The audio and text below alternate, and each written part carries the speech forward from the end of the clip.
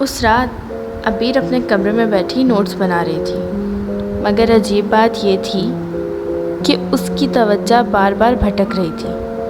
وہ قلم رکھ کر کرسی سے ٹیک لگا گئی اور نہ چاہتے ہوئے بھی اسے زیان کی وہ بات یاد آ گئی۔ کوشش کی تھی میں نے، پھر تم مل گئی۔ یا اللہ! عبیر نے فوراً تکیہ اٹھا کر اپنے چہرے پر مارا۔ یہ لڑکا پاگل ہے۔ اگلے دن یونیورسٹی میں ہانیہ کافی دیر سے عبیر کو گھور رہی تھی۔ آخر کار اس نے پوچھ ہی لیا۔ ایک بات پوچھوں؟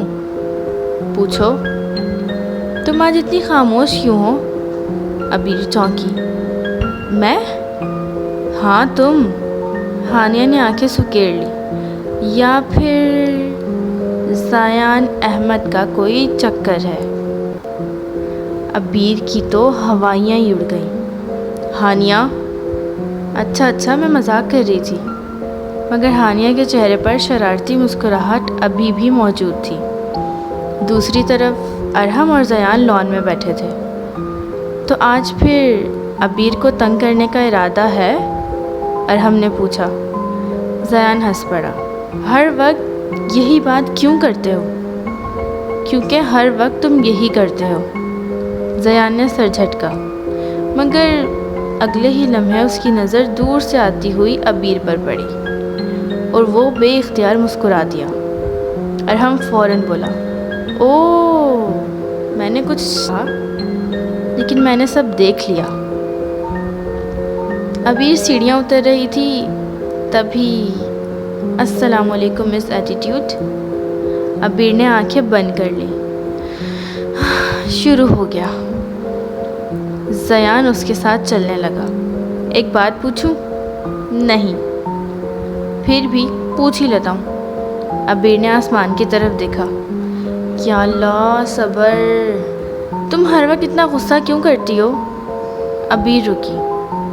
پہلی بار اس نے سنجیدگی سے جواب دیا، کیونکہ ہر کسی کو خود تک پہنچنے کا حق نہیں ہوتا۔ چند لمحوں کے لیے زیان خاموش ہو گیا، پھر اس نے آہستہ سے کہا، اور اگر کوئی پہنچنا چاہے تو؟ عبیر نے پہلی بار اس کی آنکھوں میں دیکھا، اور عجیب بات یہ تھی، اس بار زیان مذاق نہیں کر رہا تھا، وہ واقعی سنجیدہ لگ رہا تھا۔ کچھ لمحے دونوں خاموش رہے، پھر عبیر نے نظریں ہٹا لی۔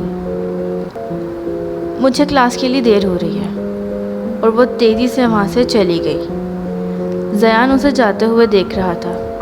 ارحم نہ جانے کہاں سے نمودار ہوا۔ بھائی، اب تو تیرا بیڑا غرق ہے۔ زیان ہلکا سا ہنسا، مگر پہلی بار وہ خود بھی نہیں سمجھ پا رہا تھا کہ عبیر کو چھیڑنا عادت بن چکا تھا یا کچھ اور۔ باقی اگلی بار۔ تو ویورز، اگر آپ کو زیان اور عبیر کی لو سٹوری پسند آ رہی ہے تو لائک، شیئر اور سبسکرائب کرنا مت بھولیے گا۔